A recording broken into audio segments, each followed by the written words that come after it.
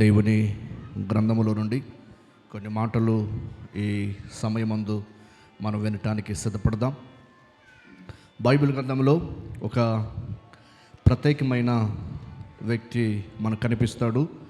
ఈ ఉదయం అతను గుర్చిన కొన్ని సంగతులు మనమందరూ కూడా వినటానికి సిద్ధపడదాం. బైబిల్ గ్రంథంలో దానియేలు అనే పుస్తకం బైబిల్ గ్రంథంలో మనకు కనిపిస్తుంది. ఒకసారి ఆ భాగాన్ని మీ ముందు తెరిచి ఉంచుకోవాల్సిందిగా నేను ప్రభువును బట్టి మనం చేస్తూ ఉన్నాను. దానియేలు గ్రంథాన్ని మీ మధ్య ఉంచుకోండి. అక్కడ రాయబడిన సంగతులు ఈ ఉదయకాలం నేను గుర్తు చేయడానికి ప్రయత్నిస్తూ ఉన్నా. దానియేలు గ్రంథము 1వ అధ్యాయము 1వ వచనాన్ని నేను చదువుతూ ఉన్నాను.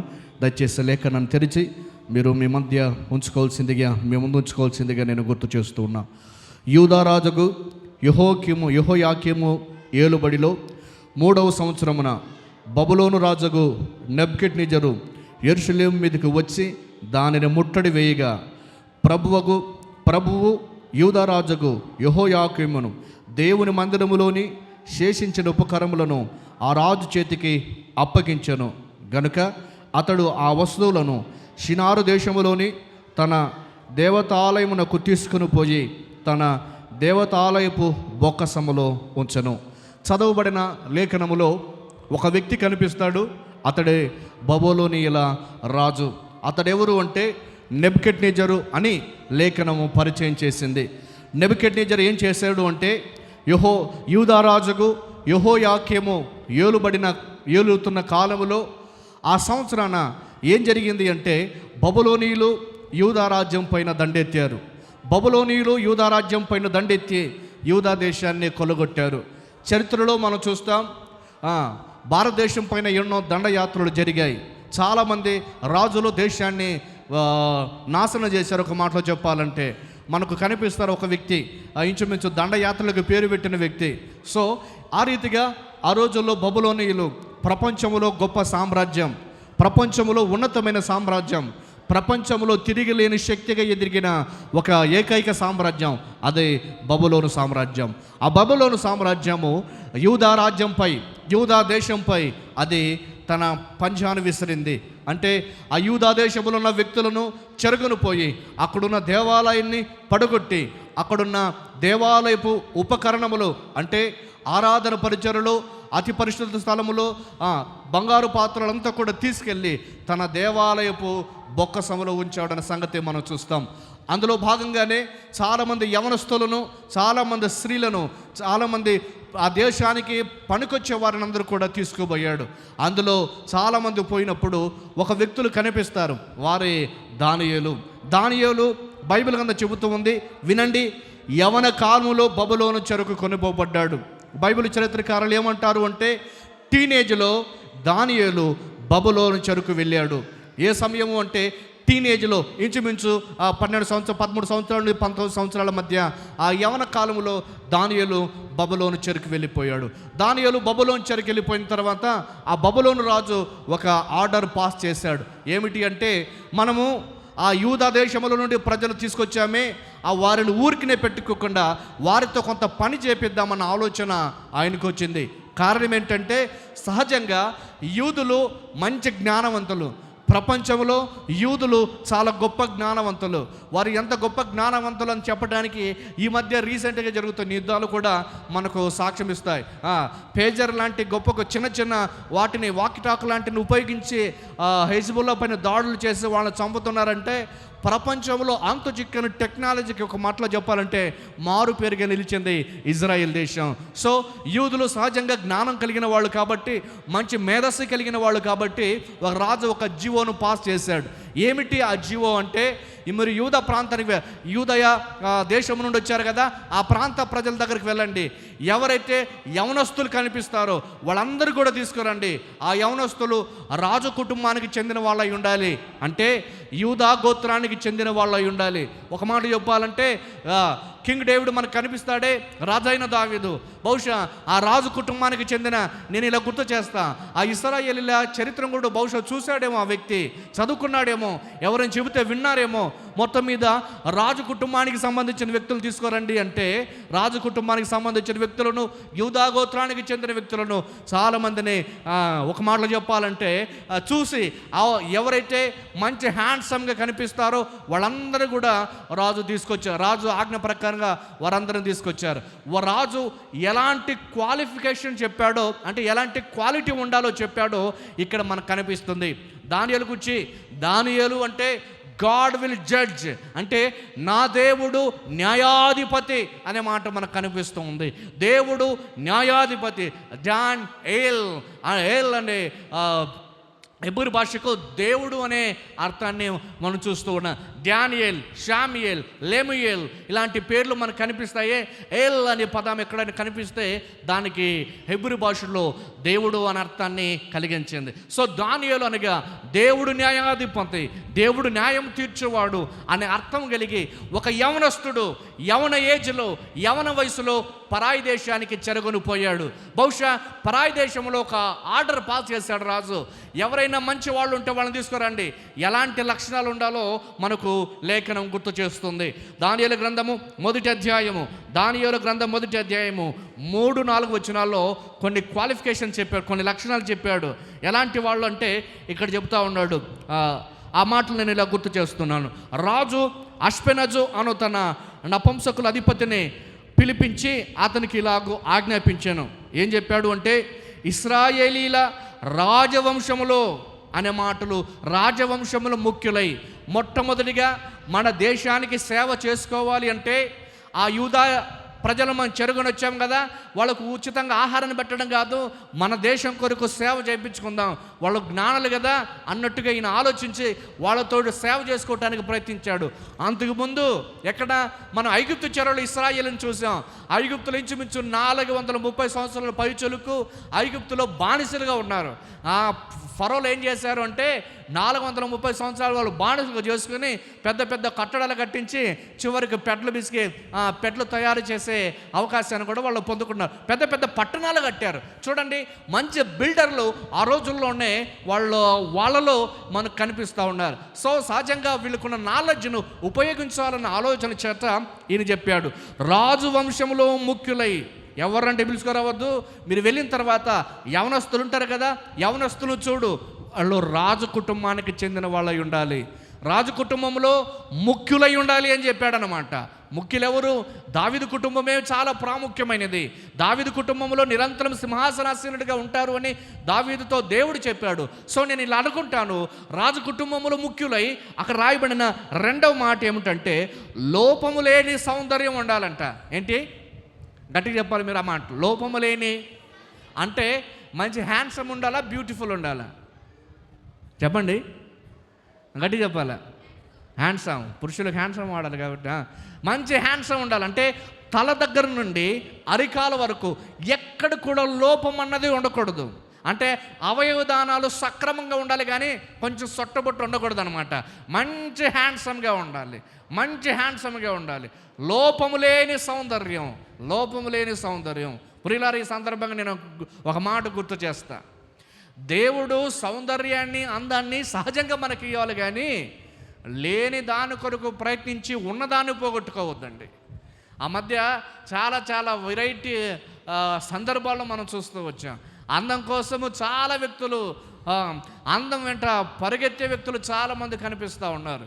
దేవుడు నీకు ఏ స్థాయిలో ఇచ్చాడో దాన్ని బట్టి తృప్తి పొందు, కానీ నీ అందాన్ని బట్టి గర్వించి ఇతరులను తృణీకరించొద్దు అని నేను గుర్తు చేస్తున్నా. ఒక దైవజనుడు ఇలా పాట పాడాడు. ఏంటి అంటే, ఎర్రగుంటే ఎర్రమట్టి పోయి, నల్లగుంటే నల్ల మట్టి పోయి. దేవుడు సహజంగా నాకు కొంచెం రాగిడి నేలను ఇచ్చాడు. కొందరికి కొన్ని రకాలైన నేలను, కొందరికి కొన్ని రకాలైన మట్టితో కూడుకున్న శరీరాన్ని ఇస్తాడు. సో ఈ మట్టిని శరీరంగా మలిచిన దేవుని యొక్క గొప్ప మనసును బట్టి మనం కృతజ్ఞతలు చెల్లించాలి.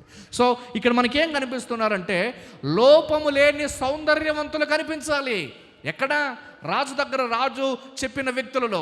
తర్వాత రాయబడిన మాట ఏమిటంటే మూడవదిగా సకల విద్య ప్రవీణతయు జ్ఞానము కలిగి అనే మాట కనిపిస్తుంది. సకల విద్యలు కూడా తెలిసి ఉండాలి. చూడండి, ఒక టీనేజ్ అబ్బాయికి మల్టిపుల్ టాలెంట్, మల్టిపుల్ ఒక మాట చెప్పాలంటే నేను ఆ పదానికి ఒక మాట చెబుతా. ఏమిటంటే బహుముఖ ప్రజ్ఞ కలిగి ఉండాలి. ఎలాంటిదంట? బహుముఖ ప్రజ్ఞ.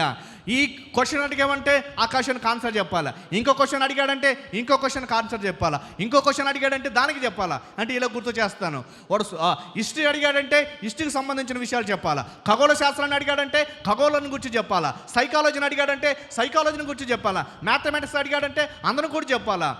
ఈ విధంగా అన్ని రకాలైన వివిధ రకాల సంబంధించిన అనుభవము అతడికి ఖచ్చితంగా ఉండాలి. ఇది దావీదు కోరుకున్న సందర్భం. ఈ రోజున మనం చూస్తాం, సోషల్ వచ్చిన వాళ్ళకి పొరపాటున మ్యాథ్స్ అర్థం కాదు. ఎందుకంటే ఆ పొరపాటున ఫార్ములాస్ అర్థం చేసుకోలేము. సైన్స్ చదివే వాళ్ళు కొంత టఫ్ అనిపిస్తుంది సోషల్ సబ్జెక్టులు. ఈ సోషల్ చదివిన వ్యక్తికి మెడికల్లో ఆ పదాలు కూడా అర్థం కావు.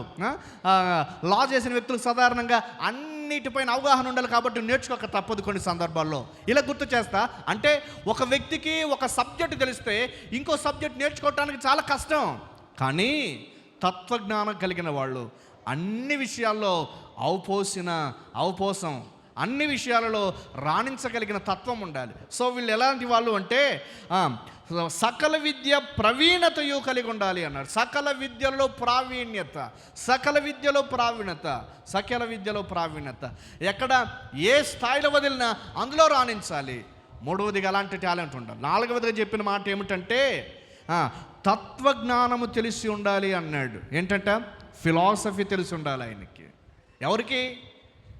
రాజు ఎవరైతే ఆజ్ఞాపించాడో మీరు వెళ్ళండి, యూదా దేశం నుండి మనం చెరగొని వచ్చామే, వాళ్ళలో యవనస్తులు పట్టుకోరండి. వాళ్ళు ఎలాంటి వాళ్ళు ఉండాలా? రాజు ఇంటి వాళ్ళై ఉండాలా. వాళ్ళు ఎలాంటి వాళ్ళు ఉండాలా? మంచి హ్యాండ్సమ్గా ఉండాలా. వాళ్ళు ఎలాంటి వాళ్ళు ఉండాలా? బహుముఖ ప్రజ్ఞశాత్వం కలిగిన వాళ్ళు ఉండాలా. వాళ్ళు ఎలా ఉండాలా? వాళ్ళకి తత్వజ్ఞానం కూడా తెలిసి ఉండాలి, ఫిలాసఫీ కూడా తెలిసి ఉండాలి. పూర్వీకులు ఏం చెప్పారు, వాళ్ళ తత్వశాస్త్రం ఏం చెప్తుంది అన్న విషయాలు కూడా అవగాహన చేసుకుని ఉండాలా. అట్లాంటి వారిని తీసుకురండి అంటే వ్యక్తి వెళ్ళి చూశాడనమాట. చాలామంది ఏరుకున్నాడేమో, నీకు ఫిలాసఫీ తెలుసా, నీకు థియాలజీ తెలుసా, నీకు నియాలజీ తెలుసా, నీకు అన్నట్టుగా అన్ని క్వశ్చన్లు వేసి బహుశా వడపోసి కొందరు తీసుకొచ్చాడేమో. వాళ్ళందరూ తీసుకొచ్చిన తర్వాత రాజు సముఖం ముందు నిలబెట్టి రాజు ఒక మాట అన్నాడు, 3 సంవత్సరాల వరకు ట్రైనింగ్ ఇవ్వండి. ఎన్ని సంవత్సరాలు? 3 సంవత్సరాలు ట్రైనింగ్ ఇవ్వాలి. ఎందుకు? వాళ్ళకి హెబ్రీ భాష ఉంది కదా, హెబ్రీ భాష బదులు కల్దీయుల భాష నేర్పండి.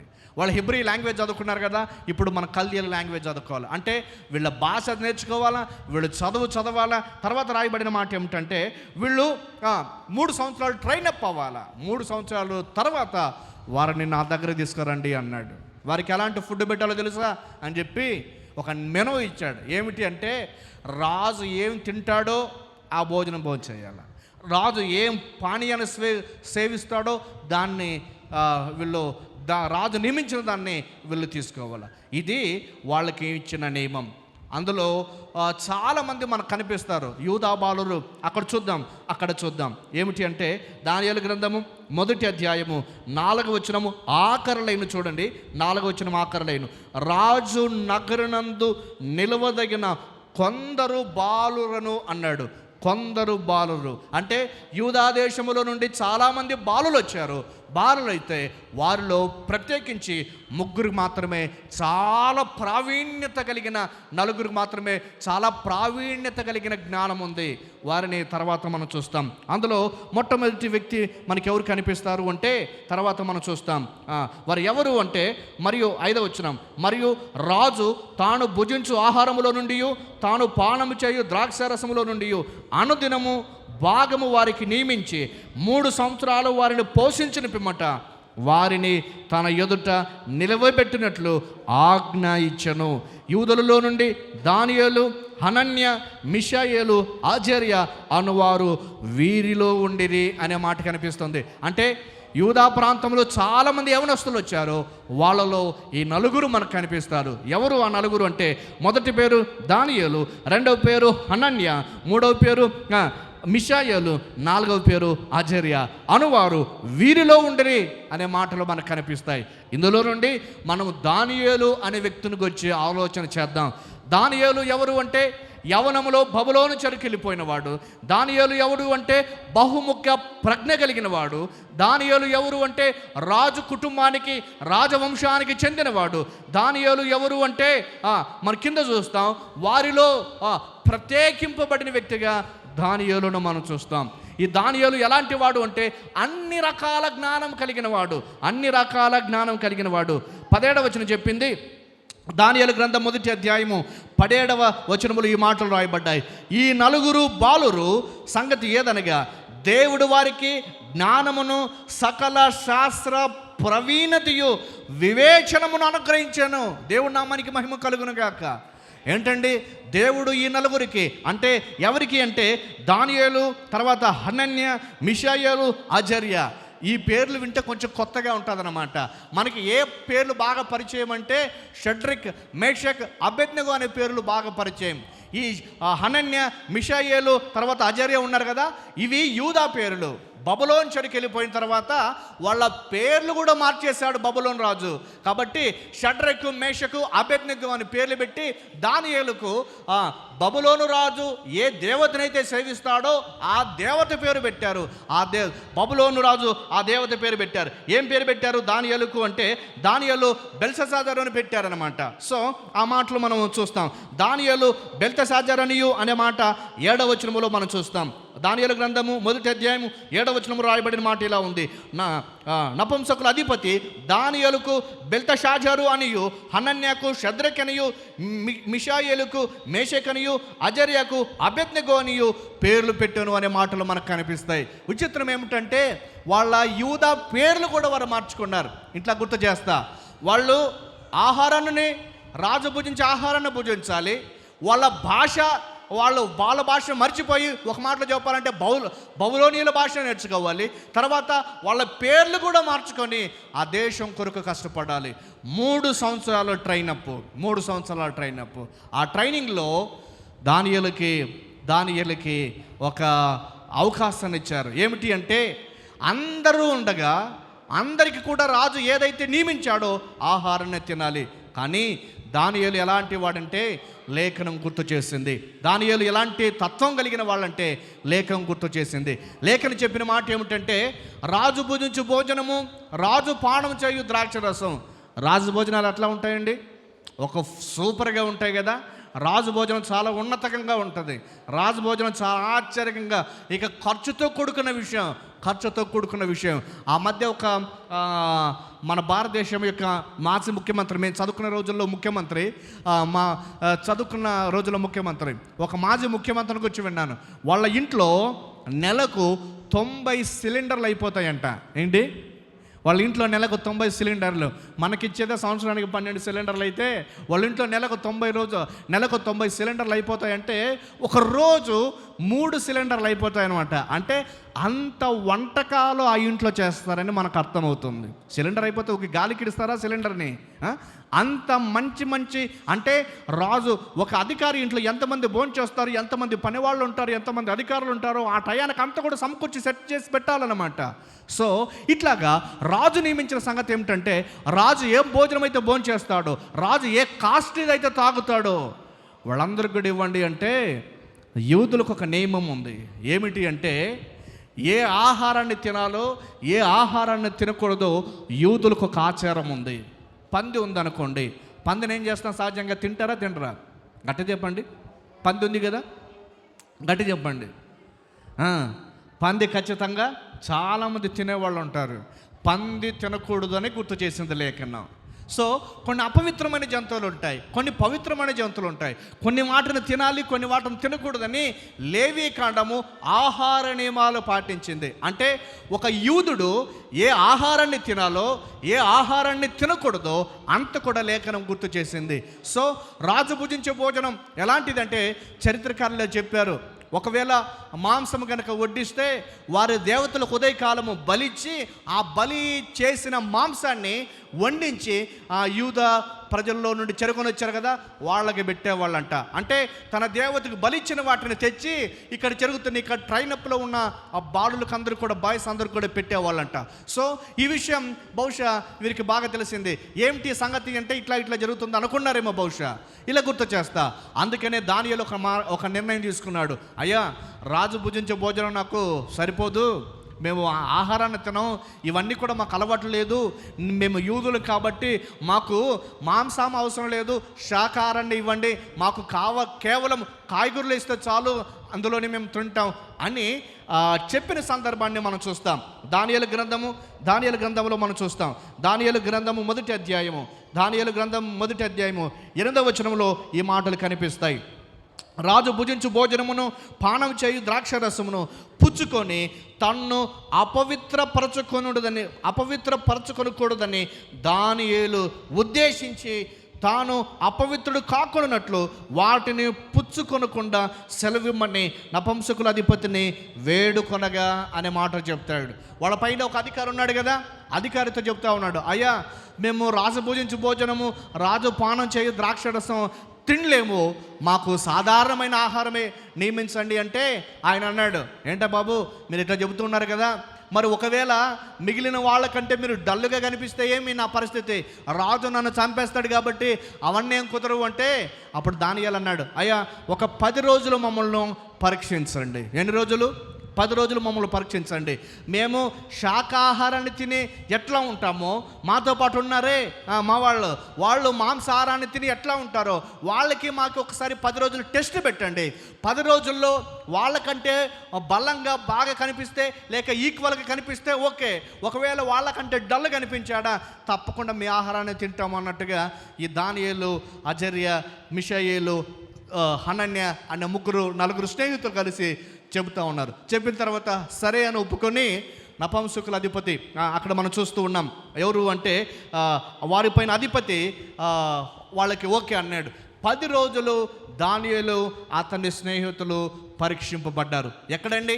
పరాయి దేశములో, పరాయి రాజ్యములో, దేవుడు లేని, ఒక మాటలో చెప్పాలంటే ఆ దేవుణ్ణి ఆరాధించని ప్రజల మధ్య, దేవుని ఉనికిని ప్రశ్నించే ప్రజల మధ్య, సమాజ మందిరాలు లేని ప్రజల మధ్య, దేవుని గురించి చెప్పవాళ్ళు లేని ప్రజల మధ్య దేవుని కొరకు, వాక్యం కొరకు నిలబడ్డారు. మమ్మల్ని పరీక్షించండి, మాకు ఆ భోజనం వద్దు, మాకు ఆ పానీయం వద్దు, మేము ఏదైతే మేము కోరుకుంటామో దాన్నే మాకు నియమించండి అని దానియేలు అడుగగా దానియేలు 10 రోజులు పరీక్షించారు. ఈ ఆహారం మాకు అవసరం లేదా, ఈ ఆహారం మీకు అవసరం లేదంటే, లేదు మమ్మల్ని పరీక్షించండి.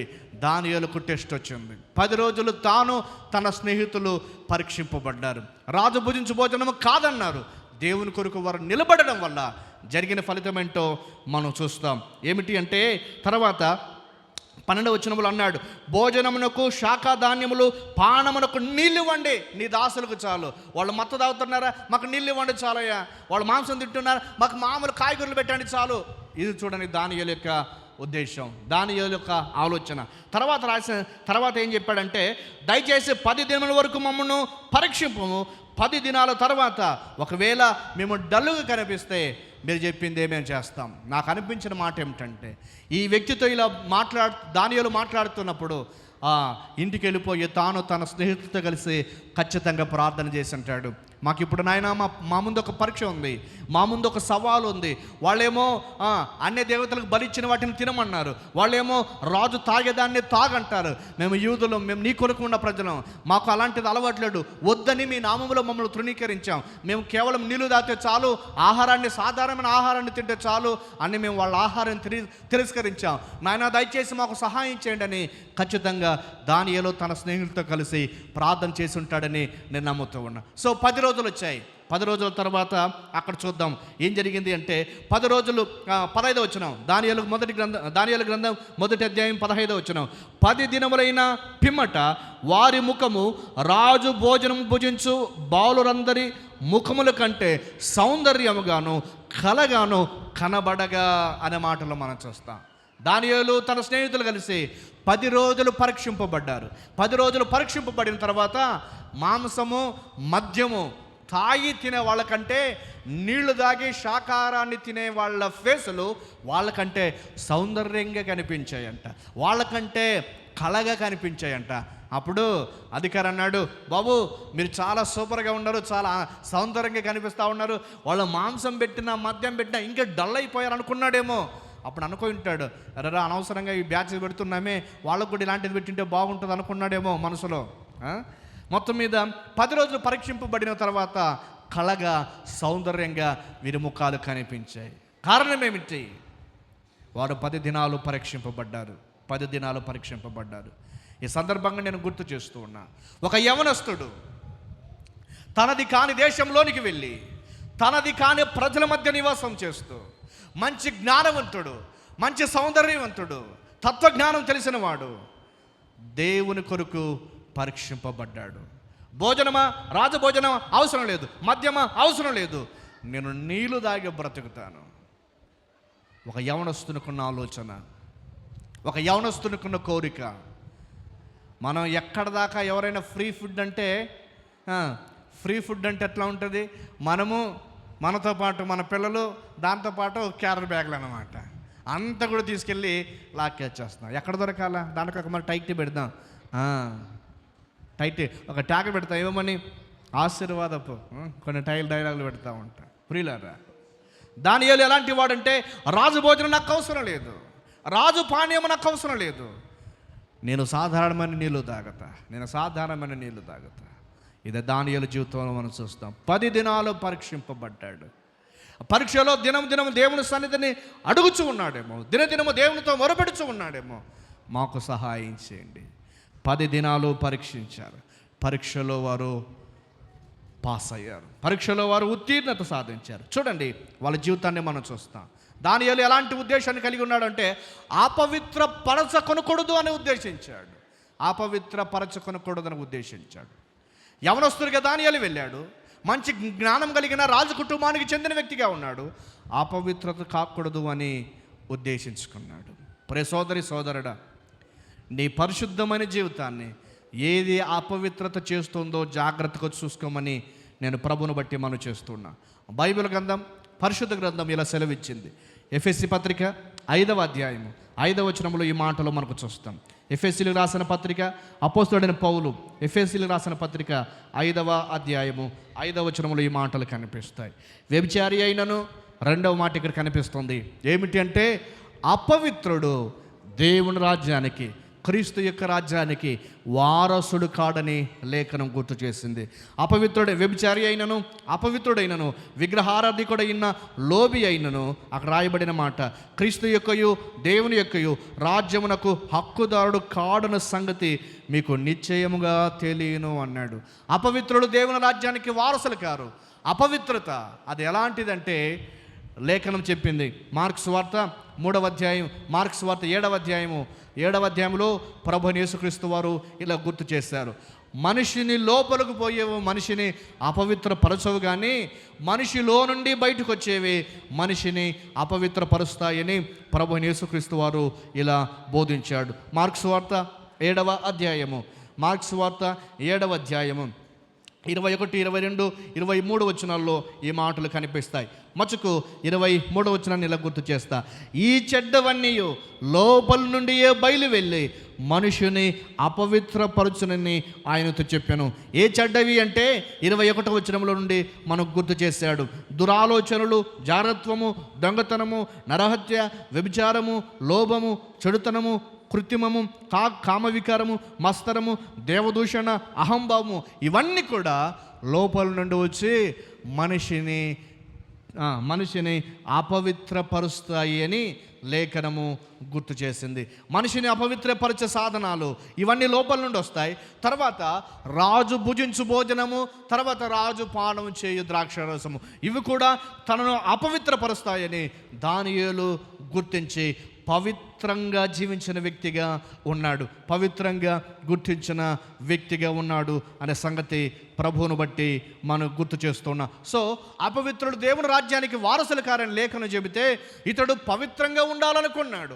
పవిత్రంగా ఉండటానికి ఆయన పరీక్షింపబడ్డాడు. ఆయన పరీక్షింపబడ్డాడు. మాత్రమే కాదు, యోసేపు వలె పాప జీవితం కూడా మనిషిని అపవిత్రపరుస్తూ ఉంది. లోక సంబంధమైన, శరీర సంబంధమైన పాప జీవితము అది మనిషిని అపవిత్రపరుస్తుంది. యోసేపు ఆ ఐగుప్తు దేశంలో కూడా ఆశీర్వదింపబడటానికి, ఫరో ఇంటిలో ఆశీర్వదింపబడటానికి కారణం ఏంటంటే అతడు జారత్వానికి దూరంగా పారిపోయాడు. కనుకనే రెండింతల ఆశీర్వాదాన్ని అతను కుమారులు అనుభవించేటట్లుగా యోసేపు చేయగలిగాడు. అలాగే దానియేలును మనం చూస్తాం. దానియేలు ఎలాంటి వాడు అంటే పవిత్రంగా ఉండాలని నిర్ణయం చేసుకున్నాడు. భోజనం అతన్ని అపవిత్రపరుస్తుందని, మాత్రమే కాదు అది విగ్రహాల ముందు పెట్టింది కాబట్టి దాన్ని అపవిత్రపరుస్తుందని ఉద్దేశించి దానియేలు పవిత్రంగా ఉండాలనుకున్నాడు.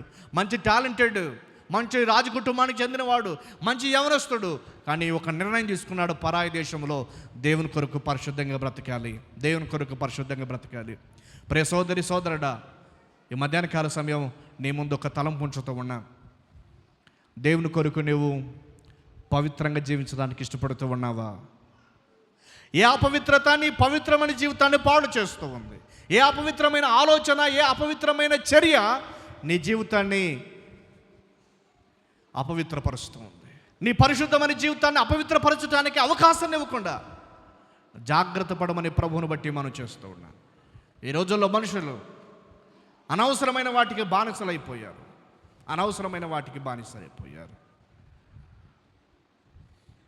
మనిషి డబ్బుకు, మనిషి పాపానికి, మనిషి శరీర సుఖానికి, దేవుడు మరిచే జీవితానికి అలవాటు పడిన సందర్భాలు మనం చూస్తాం.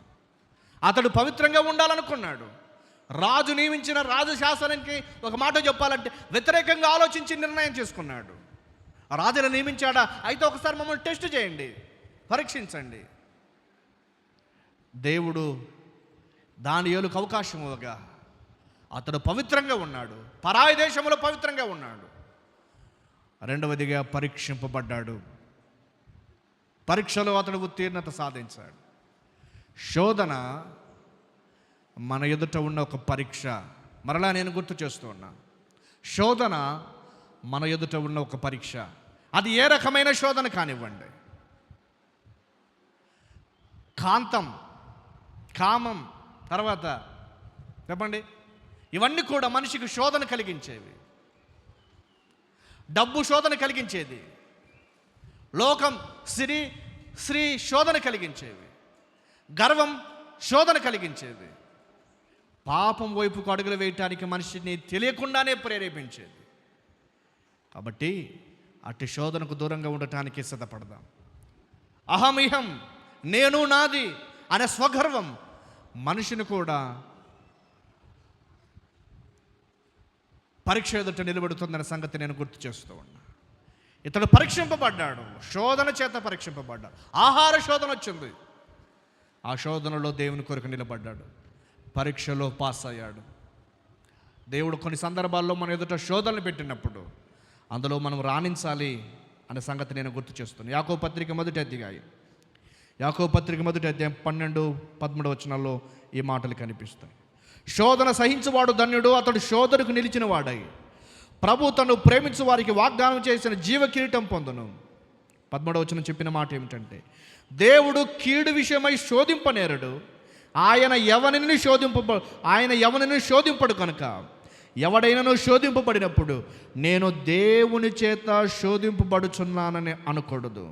14వ వచనంలో ఒక వండర్ఫుల్ స్టేట్మెంట్ ఇచ్చాడు. ఆ భాగాన్ని అందరూ కూడా చూడండి. యాకోబు పత్రిక మొదటి అధ్యాయం 14వ వచనం, ప్రతివాడు తన స్వకీయమైన దురాశల చేత ఈడవబడి మరలు కొల్పబడిన వాడై శోధింపబడును అన్నాడు. కొన్ని సందర్భాలలో మన స్వకీయ దురాశలే మనకు శోధనలుగా మిగులుతాయి. కొన్ని సందర్భాలలో మన లోపల పుడుచున్న కోరికలే మనకు శోధనగా ఉంటాయి. కొన్ని సందర్భాల్లో మన అంతటిలో మన ఆలోచనలు, మనలో వస్తున్న ఆలోచనలు, మనలో వస్తున్న తలంపులు అవి శోధనకు మనల్ని నిలుపుతాయి. జాగ్రత్త. ప్రతివాడు తన స్వకీయమైన దురాశల చేత ఈడ్చుకోబోతాడు. ఆశలు మనుషులను ఈడ్చుకోబోతాయి. ఆశలు మనుషులను ఈడ్చుకోబోతాయి. పాపానికి మనుషులను ఈడ్చుకోబోతాయి. లోకానికి మనుషులను ఈడ్చుకోబోతాయి. శరీర సుఖానికి మనుషులను ఈడ్చుకోబోతాయి. అందుకని లేఖనం చెప్పింది, ప్రతివాడు తన స్వకీయమైన దురాశల చేత ఈడవబడి మరులు కొలుపబడిన వాడై శోధింపబడును అంటారు. పాపం మనిషిని మరులు పడేటట్లుగా చేస్తుంది. పాపం మనిషిని ఒక మన భాషలో చెప్పాలంటే మనసు పడేటట్లుగా చేస్తుంది. ఈ పదం మీకు అర్థమవుతుందేమో బాగా. మరులు కోల్పోతావు. నీవు నీ మనస్సు, నీ ఆలోచన అంతా కోల్పోయేటట్లుగా చేస్తూ ఉంటుంది. కొందరు పిచ్చి వాళ్ళకి తిరగటానికి కారణాలు కూడా అదేనని నేను గుర్తు చేస్తూ ఉన్నా. మానసికంగా ఒక మాట చెడిపోయిన వ్యక్తులు. కారణం ఏమిటంటే పాపానికి ఆ ప్రభావం ఉంది, పాపానికి ఆ శక్తి ఉంది. అందుకనే ఆశకు ఆ శక్తి ఉంది. ప్రతివాడు తన స్వకీయమైన దురాశల చేత ఈడవబడి మరులు కొలుపబడిన వాడై శోధింపబడును. దానియేలు పరీక్షింపబడ్డాడు. పరాయి రాజ్యములో పరీక్షింపబడి ఉత్తీర్ణత సాధించాడు. బహుముఖ ప్రజ్ఞ కలిగిన వాడు, రాజు కుటుంబానికి చెందినవాడు, దేవుడే నాకు న్యాయాధిపతి అని పేరు కలిగిన వ్యక్తి. దానియేలు పవిత్రంగా ఉన్నాడు. శోధింపబడి పరీక్షింపబడి పరీక్షలో ఉత్తీర్ణత సాధించాడు. తర్వాత మనం దానియేలు గురించి చూస్తాం. ఏమిటి దానియేలు గురించి అంటే లేఖనం ఈ మాటలు మనకు గుర్తు చేస్తుంది. దానియేలు గ్రంథం 1వ అధ్యాయం 17వ వచనం. ఈ 4 బాలురు తర్వాత రాయబడిన మాట ఏంటంటే వారు 10 శ్రేష్ఠులు. 20వ వచనం ఇలా గుర్తు చేస్తాను. దానియేలు గ్రంథము 1వ అధ్యాయం 20వ వచనం.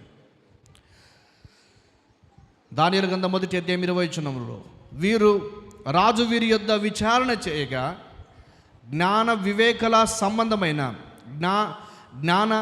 వివేక సంబంధమైన ప్రతి విషయములో వీరు తమ రాజ్యమందంతటి నుండి శకునగాండు కంటెను, గారడి విద్య గల వారందరికంటెను 10 శ్రేష్ఠులని తెలియబడెను.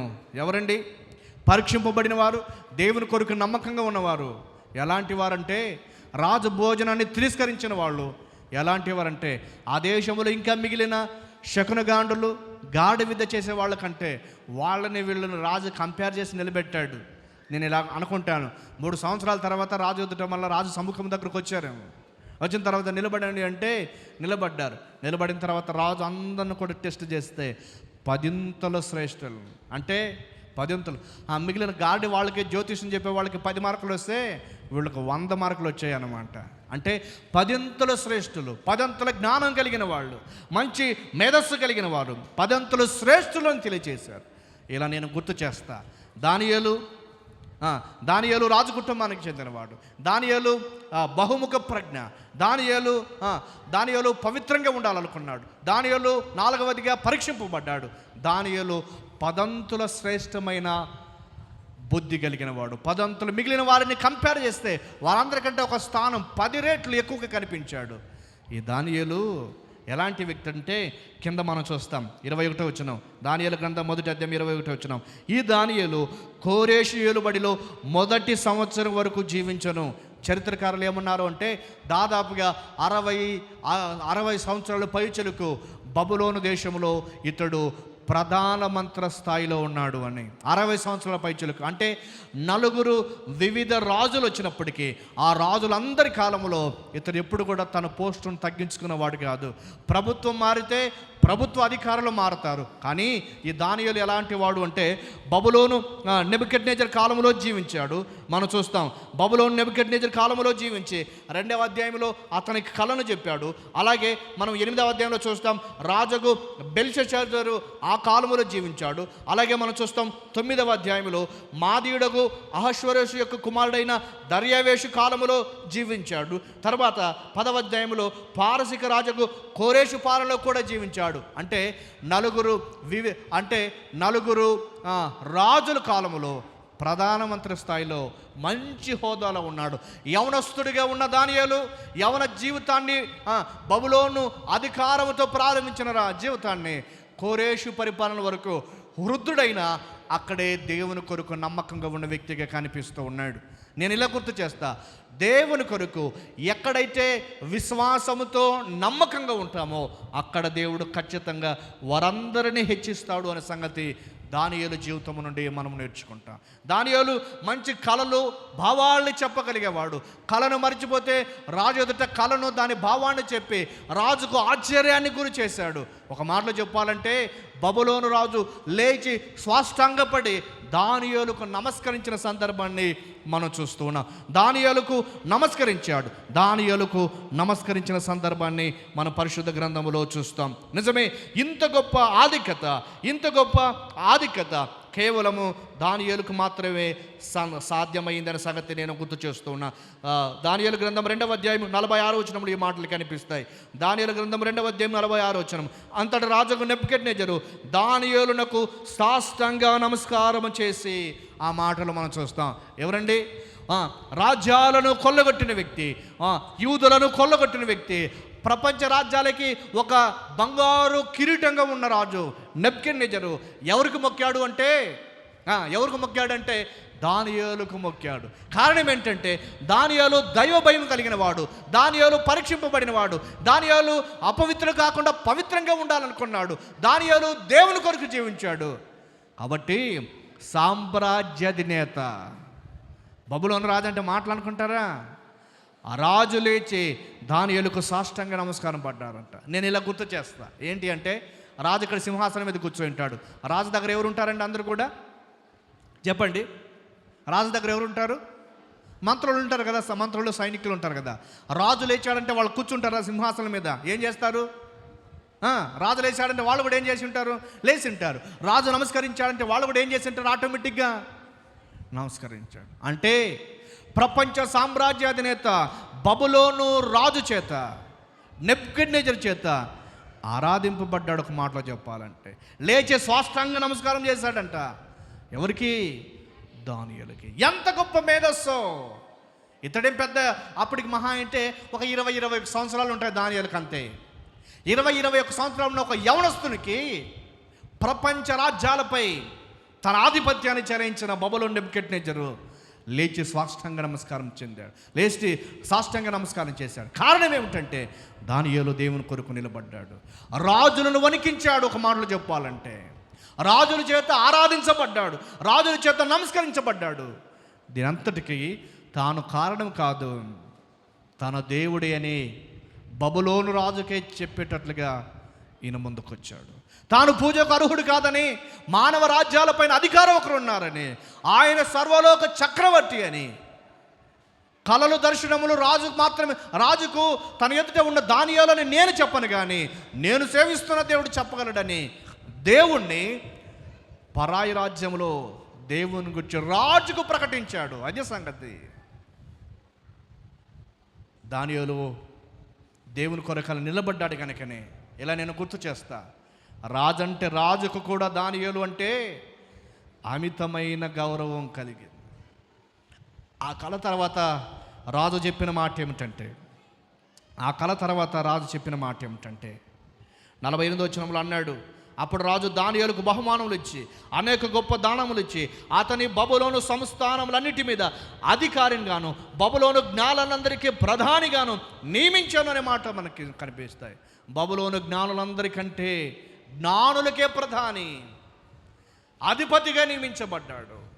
ఒక యవనస్తుడు, ఒక 20-21 సంవత్సరాల యంగ్స్టర్ ఎక్కడున్నాడు అంటే కేవలం దేవుని కొరకు నిలబడినందుకు, దేవుని సన్నిధిని అపేక్షించినందుకు, దేవుని కొరకు పవిత్రంగా ఉన్నందుకు పరాయి దేశంలో చిన్న ఏజ్లోనే ప్రధానమంత్రిగా నియమించబడ్డాడు.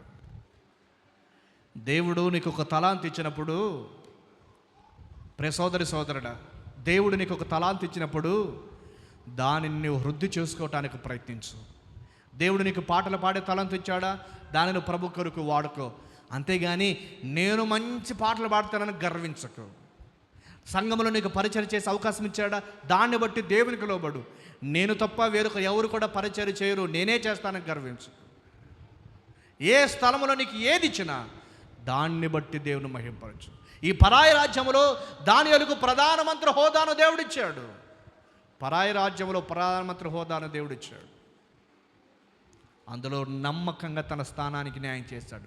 ఇంచుమించు అంటారు చరిత్రకారులు 60 సంవత్సరాలు ఆ పోస్టులోనే ఉండిపోయాడు దానియేలు అని. అబ్బోయ్, నెబుకద్నెజరు కాలములో, బెల్షస్సరు కాలములో, మాదీయుడైన మాదీయుల కాలములో, కోరెషు పరిపాలనలో, దర్యావేషు కాలములో, ఆ కాలాలంతటిలో దానియేలు ప్రధానమంత్రి స్థాయిలో ఉన్నాడు. జ్ఞానులందరికంటే మేధావి,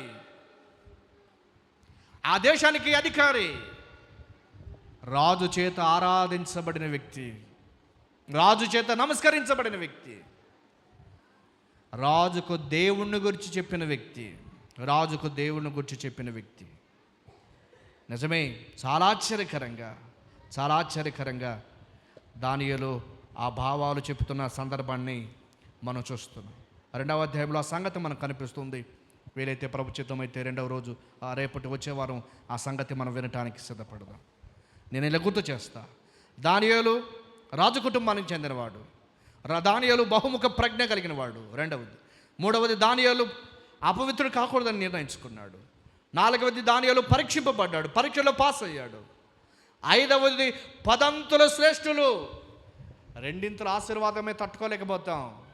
ఆ జ్ఞానులందరిలో, ఆ గాఢ విద్య కలిగిన వారందరిలో, శకున గ్రాండ్ అందరిలో 10 అంతులు శ్రేష్ఠులు.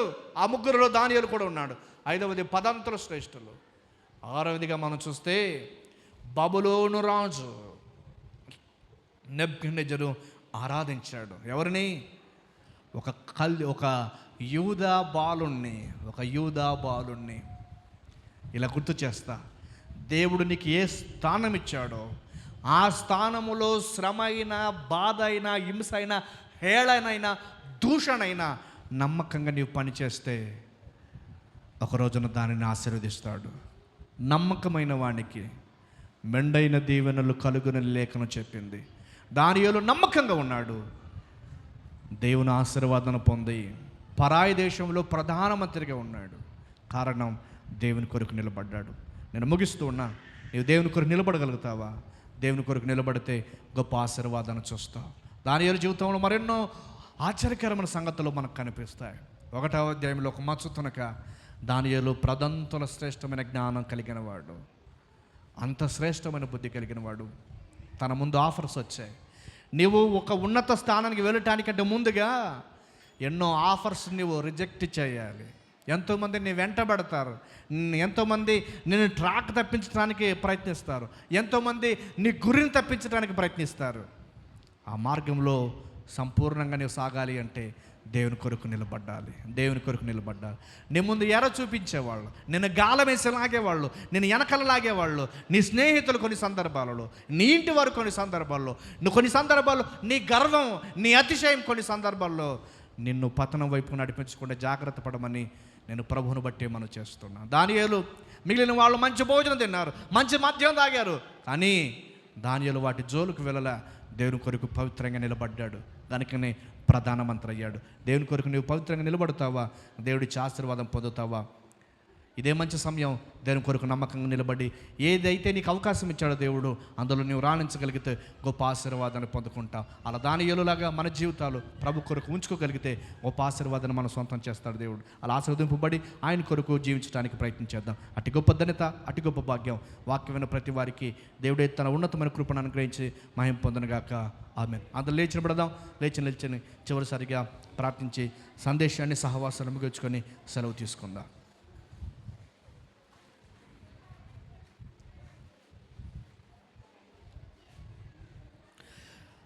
దయచేసి అందరూ లేచిబడదాం.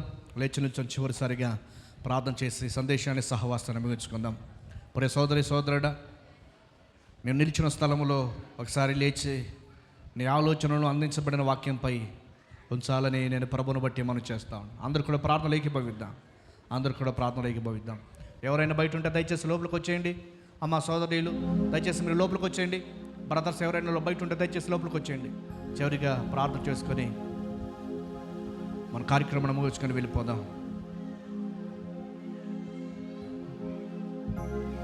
ఈ దానియేలు